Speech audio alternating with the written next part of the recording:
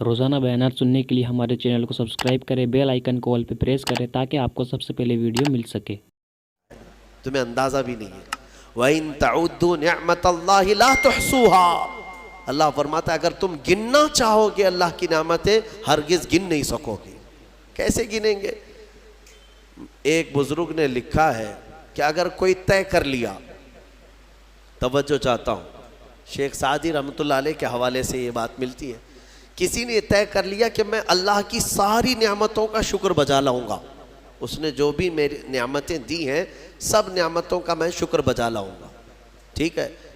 تمہاری زبان اللہ نے دیا ہے، یہ ایک نعمت ہے، ناک نعمت ہے، کان نعمت ہے، آنکھ نعمت ہے، ہاتھ ہیں، انگلیاں ہیں، پورے جسم میں ایک ایک عضو اللہ کی نعمت ہے، پھر پلس اس کے علاوہ جینے کے لیے جو یہاں پر گھر دیا یہ نعمت ہے، زمین پر چلنے کی طاقت دی یہ نعمت ہے، اور سونے کے لیے ہمیں بستر دیا، پہننے کے لیے کپڑے دیا یہ نعمت ہے، رشتہ دار دیا یہ نعمت ہے، اولاد دیا یہ نعمت ہے، ماں باپ دیا یہ نعمت ہے، اچھے دوست دیا یہ نعمت ہے، اسلام دیا یہ نعمت ہے، ایمان پر رکھا یہ نعمت ہے، اپنے آخری نبی کی امت میں پیدا کی یہ نعمت ہے۔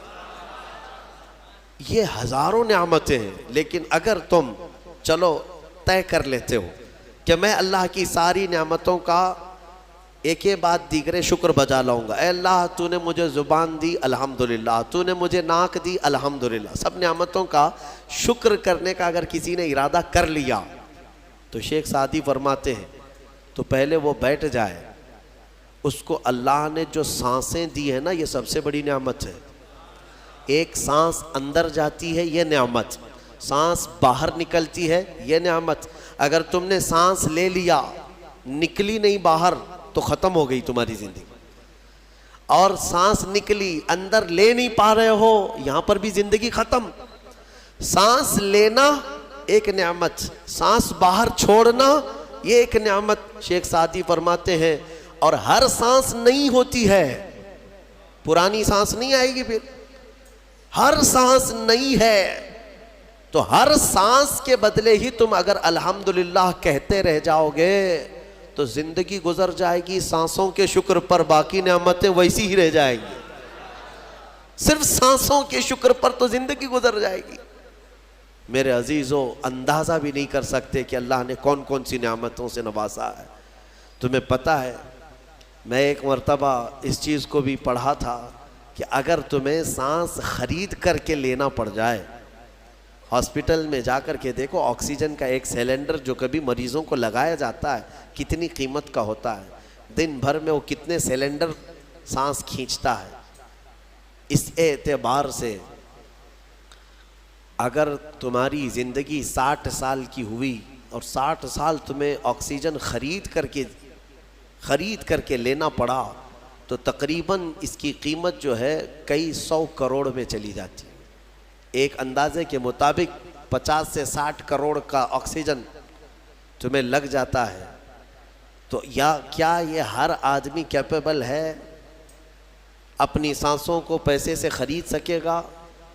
اور رب ذوالجلال نے تمہارے لیے اتنی آسانیاں کی ہیں کہ سانس ایسا نہیں ہے کہ فلاں شہر میں ملتی ہے جا کر کے لائیں اور پھر کھینچیں، تم جہاں ہو تمہاری ناک کے قریب ہوائیں کیا ہے۔ اس رب قدیر نے اتنی بڑی نعمتوں سے تمہیں نوازا، تمہیں اندازہ بھی نہیں ہے، اور اسی لیے رب تعالیٰ فرماتا ہے فَبِأَيِّ آلَاءِ رَبِّكُمَا تُكَذِّبَانِ، تم میری کون کون سی نعمتوں کو جھٹلاؤ گے۔ حاتم اصم ایک بزرگ ہے، حضرت حاتم خلیفہ ہارون رشید کے زمانے کے ہیں۔ خلیفہ ہارون رشید کے زمانے میں بادشاہ نے ایک مرتبہ ان کو طلب کیا اور پوچھا کہ کچھ نصیحت کیجیے آپ مجھے۔ وہ اکثر بڑے بڑے علماء کو دربار میں بلاتا اور نصیحت حاصل کرتا۔ حضرت حاتم اصم رضی اللہ تعالیٰ عنہ نے بادشاہ سے ایک سوال کیا کہ ہارون اگر تمہارے ساتھ ایسا ہو جائے زندگی میں مل رہا اور پیاس کی شدت ایسی ہے کہ تم بلک رہے ہو، اگر تم کو کوئی ایک گلاس پانی دینا چاہے اور وہ پیسوں میں دینا چاہے، اور اس آدمی کے علاوہ کسی کے پاس پانی نہیں ہے، تم ایسی جگہ پر پہنچ گئے ہو جنگل میں یا صحرا میں، تو تم اس کو کتنے پیسے دے کر خرید سکتے ہو؟ ایک گلاس پانی وہ بہت بڑی قیمت لگا رہا ہے، تم کو اگر بہت شدت کی ضرورت ہے تو تم کتنا مال دے کر کے خریدو گے؟ خلیفہ ہارون رشید نے کہا میں اپنی آدھی سلطنت بھی دینے کو تیار ہو جاؤں گا ایک گلاس پانی، کیونکہ ضرورت ہے انسان کی، جان بچانا ہے۔ تو حاتم اصم نے کہا ٹھیک ہے، تمہیں پانی تو مل گیا، کبھی ایسا ہوا تمہاری زندگی میں تم نے پانی تو پی لیا، پیٹ بھر کر پی لیا، پیٹ بھر کر کے، لیکن پانی اب نکلتا نہیں ہے، باہر نہیں نکلتا پانی، کوئی صورت ہی نہیں ہے کہ تمہارا پانی باہر آئے، پیشاب بند ہو چکا ہے۔ کوئی ایک حکیم ایسا ہے جو تم سے یہ کہے کہ میں تیرے پیٹ کا پانی باہر نکال دوں گا تو تو اسے کتنی قیمت دے گا؟ ہارون رشید نے کہا اس کو بھی میں اپنی آدھی سلطنت دے دوں گا، میرا پانی نکالتا ہے۔ تو حضرت حاتم اصم نے فرمایا ہارون تیری پوری سلطنت کی قیمت ایک گلاس پانی کے برابر ہے، اگر نہ ملے تو آدھی سلطنت اور مل جائے نکالنے کے لیے آدھی سلطنت، تو سوچ وہ رب ذوالجلال بغیر کسی قیمت کے روز تجھے پلاتا بھی ہے اور روز تیرے سے نکالتا بھی ہے، کتنی بڑی نعمت ہے تیرے لیے۔ میرے عزیزو، میں آپ کو ایک چیز بتاتا ہوں، میرے آقا صلی اللہ تعالیٰ علیہ وسلم نے اپنی امت کو سب سے زیادہ اگر دعائیں سکھائی ہیں تو وہ شکر کی دعائیں، شکر کی دعائیں تلاش کر لینا، یہ میرے مطالعے کے اعتبار سے میں آپ کو بتا رہا ہوں۔ آپ روزمرہ کی زندگی میں، روزمرہ کی زندگی میں جو چیز بھی کرتے ہیں اس میں اللہ کا شکر ہے، میرے آقا نے سکھایا۔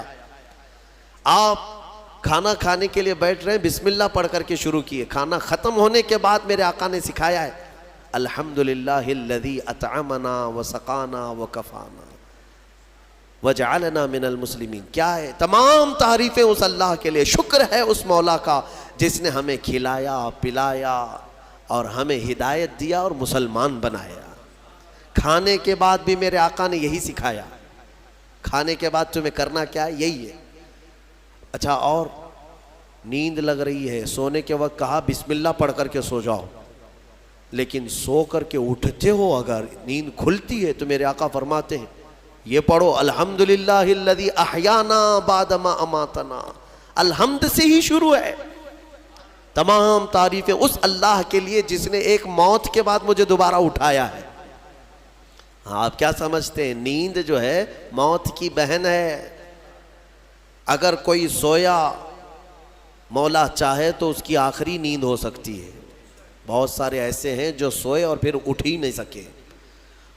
نیند کی حالت ایسی ہوتی ہے کہ وہ آدھی موت کے برابر ہے، اس کو خبر نہیں ہوتی، اسی میں وہ چلا بھی جا سکتا ہے، اور پھر جب تمہیں بیدار کرتا ہے مولا تو یہ نعمت ہے، بہت بڑی نعمت ہے کہ تمہیں موت کے منہ میں لے جا کر واپس لے آیا۔ جب بھی تم اٹھتے ہو میرے آقا نے فرمایا شکر بجا لاؤ، شکر ہے اس اللہ کا، تمام تعریفیں اس اللہ کی۔ بعد ما اماتنا احیانا بعد ما اماتنا، ہمیں موت دینے کے بعد دوبارہ اٹھایا ہے، اس اللہ کا شکر ہے۔ سو کے اٹھو تو الحمدللہ۔ اتنا ہی نہیں میرے عزیزو، میرے آقا صلی اللہ تعالیٰ علیہ وسلم فرماتے کپڑا اگر پہن لیا تو بھی پڑھو الحمدللہ الذی کسانی ھذا، تمام تعریفیں اس اللہ کے لیے جس نے مجھے یہ جوڑا پہنایا۔ ہاں، ورنہ اگر مولا تعالیٰ نہ چاہے تو کسی جسم پر کپڑا بھی نہیں آئے گا، وہ روز تمہیں پہناتا ہے، تمہارے سطر کو چھپاتا ہے۔ اتنا ہی نہیں، میں آپ کو بتاؤں استنجا کے لیے بھی جاتے ہو، پیشاب کے لیے فرمایا گیا کہ بسم اللہ پڑھ کر کے تو جانا ہے اور اللہ کی پناہ مانگ کر کے جاؤ، بسم اللہ اللہم انی اعوذ بک من الخبث والخبائث۔ لیکن جب تم استنجا کر کے باہر آتے ہو تو حضور نے فرمایا پھر یہ کہو الحمدللہ الذی اذھب عنی الاذى وعافانی۔ وہاں بھی شکر ہے، کس بات کا شکر ہے؟ تمام تعریفیں اس اللہ کی، اس کا شکر ہے جس نے اذیت دینے والی، تکلیف دینے والی چیز کو میرے جسم سے دور کیا۔ تمہیں اندازہ ہے زہر ہے یہ جو اندر استنجا جمع ہو جائے تو آسانی سے آج پیشاب کر لیتے ہو، آسانی سے آج تم حاجت کر لیتے ہو، پخانہ ہو جاتا ہے، تو اس کو یوں مت سمجھ لینا کہ تمہارا کمال ہے، یہ رب تعالیٰ کی ہزار نعمتوں میں سے ایک نعمت ہے۔ اگر پیشاب تمہارا رک گیا، کڈنی کام کرنا چھوڑ دیتی ہے، آج جاؤ ہاسپٹلوں میں دیکھو ڈائلیسس کی مشینوں پر کتنے مریض سوئے ہوئے ہیں۔ تمہیں پتہ ہے پیشاب اگر نہیں نکلتا تو آج کے زمانے میں نیا ایک علاج ہے، ڈاکٹرز کیا کرتے ہیں کہ پانی جو ہے یہ پیشاب پورا خون میں مل جاتا ہے اور زہر بنتا ہے جسم میں۔ اگر ایک دن پیشاب نہیں ہوا تو پانی تمہارا جسم میں بھر جائے گا، اسی کو کریٹینن کا لیول بڑھنا کہتے ہیں، زہر بھر جاتا ہے۔ اب اس کو نکالے کیسے؟ باہر آتا نہیں ہے، باہر آتا نہیں ہے۔ ڈاکٹر اس کے لیے ڈائلیسس کی مشین اس کو لٹاتے ہیں، کیا کرتے ہیں، بڑی موٹی موٹی 2 سوئیاں یہاں حلق میں ڈالتے ہیں گردن کے پاس، یا پھر ہاتھ سے ایک پائپ جسم کا پورا خون نکالتا ہے اور مشین میں ڈالتا ہے، اور مشین فلٹر کرتی ہے، دوسرے پائپ سے فلٹر کیا ہوا خون اندر جاتا ہے، اور جو پانی ہے وہ مشین نکال کر کے باہر ایک ڈبے میں پھینکتی رہتی ہے۔ میرے عزیزو، میں نے اپنی آنکھوں سے دیکھا ہے، ایک بار ڈائلیسس کرنے کے لیے 4 گھنٹے لگتے ہیں، 4 گھنٹے لگتے ہیں، اور کئی مریض ایسے ہیں جن کو ہفتے میں 3 مرتبہ یہ کرنا پڑتا ہے، اور ڈاکٹر ان کو 1 بوتل پانی دیتا ہے، لمیٹڈ پانی پینا، پورے 2 دن میں 1 لیٹر سے زیادہ پانی مت پیو۔ اللہ چاہ کر کے وہ پانی نہیں پی پاتے، چمچ سے پانی پیتے ہیں، ڈھکن سے پانی پیتے ہیں، کہ زیادہ ہو گیا تو جسم میں نکلنے کی جگہ نہیں ہے۔ خیر یہ تو ڈاکٹرز نے پیشاب نکالنے کے طریقے تو اپنا لیے میرے عزیزوں، لیکن اگر پخانہ نہیں نکلا تو اب تک اس کے علاج بھی نہیں ملتے۔ کھا لیا آپ نے، اگر یہ غلاظت نہیں نکل پائی تمہارے اندر تو پورے جسم میں یہ زہر بن کر کے پھیل جائے گا، موت کا سبب بن جاتا ہے۔ جب ہم بیت الخلاء میں جاتے ہیں اور پیشاب پاخانہ کر کے نکلتے ہیں تو تمہیں کیا لگتا ہے میرے عزیزو؟ یہ اللہ کی ہزارہ نعمتوں میں سے ایک نعمت ہے کہ اذیت دینے والی چیز کو اس نے ہمارے جسم سے ہٹایا ہے۔ اسی لیے مولا فرماتا ہے فَبِأَيِّ آلَاءِ رَبِّكُمَا تُكَذِّبَانِ، تم میری کون کون سی نعمتوں کو جھٹلاؤ گے؟ اچھا یہ تو نکلنے والی بات میں نے کیا نا، نکلنے والی بات، لیکن تمہیں پتا ہے تمہیں اگر کھانے کے لیے بھوک نہ لگے تو کچھ نہیں کر سکو گے۔ کھانے کی خواہش ہونا یہ اللہ کی نعمت ہے، بھوک لگنا یہ اللہ کی نعمت ہے۔ اچھا یہ بھی میں آپ کو بتا دوں، بھوک لگتی نہیں ہے کسی کو تو یہ مصیبت ہے، کھا ہی نہیں سکتا، بغیر بھوک کے وہ اندر لے بھی نہیں سکتا لقمہ۔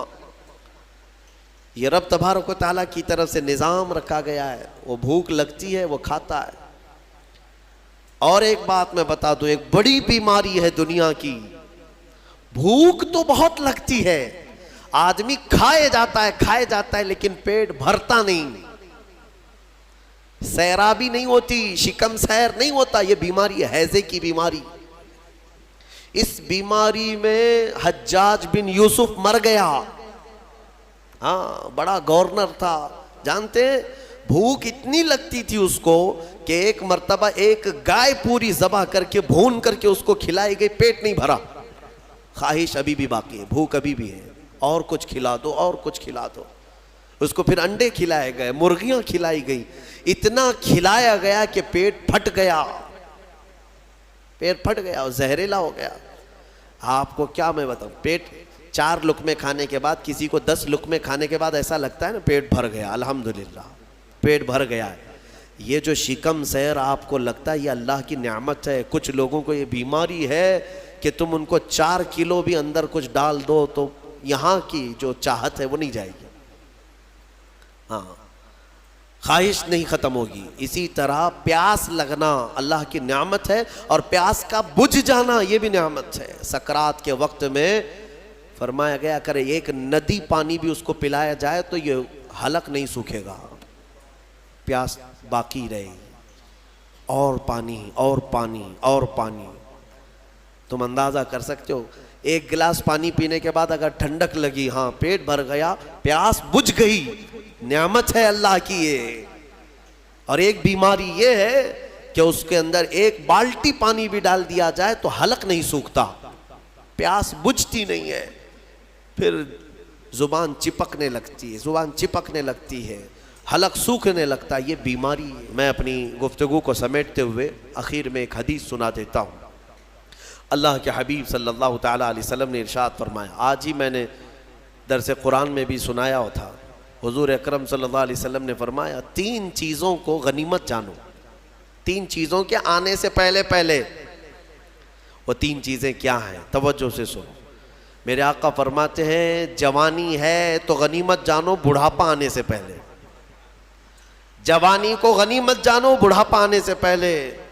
اس لیے کہ بڑھاپے میں جو کچھ ہوتا ہے وہ پھر وہ بوڑھوں کو معلوم ہے. ساری چیزیں ایک کے بعد دیگرے رخصت ہونے لگ جاتی ہیں. وہ طاقت نہیں, وہ قوت نہیں. بڑھاپے میں بہت خواہش تو ہوتی ہے کرنے کی لیکن کر نہیں سکتا. اسی لیے جوانی کو غنیمت جانو. اے نوجوانوں, عیاشی میں برباد کرو گے تو پچھتاؤ. دوسری چیز میرے آقا فرماتے ہیں آج صحت ہے تو صحت کو بیماری سے پہلے غنیمت جانو. بیمار ہونے سے پہلے دیکھو اپنے ہاتھوں کو, پیروں کو, سب صحیح سلامت ہے. آج آنکھ دیکھ رہی ہے, کان سن رہے ہیں, زبان بول رہی ہے, ہاتھ پیر چل رہے ہیں. شکر کرو اللہ کا. اس لیے کہ ہم نے دیکھا ہے چند دنوں کے بعد ایسی بیماریاں جکڑ لیتی ہیں, سجدہ کرنا چاہتا ہے لیکن پیر مڑتے نہیں, پیر جام ہو گئے. رکوع کرنا چاہتا ہے, کمر جھکتی نہیں. آج صحت ہے تمہارے پاس, کل آنکھیں ساتھ چھوڑنے لگ جائیں گی, کان کم سنائی دینے لگ جائیں گے, زبان میں راشا طاری ہونے لگ جاتا ہے, ہکلاہٹ آنے لگ جاتی ہے. چاہ کر کے بھی بہت ساری چیزیں تم کر نہیں پاتے. اسی لیے آج صحت ہے, غنیمت جانو اس کو. کوئی بیماری نہیں. آج چند ہی دنوں کے بعد دیکھنا کہ شوگر ساتھ, بی پی ساتھ, ایسے ساتھ ہوتے ہیں کہ پھر قبر تک نہیں چھوڑتے. ہاں آج صحت ہے, کل کسی کو کینسر ہوا تو پھر وہ جنازے کے ساتھ کینسر جاتا ہے. کچھ نہیں کرتے اور ان بیماریوں میں آنے کے بعد ان کو صحت کے دن یاد آتے ہیں. کاش جب میں اچھا بھلا تھا تو اللہ کی عبادت کرتا, بیمار ہوں کچھ نہیں کر پاتا.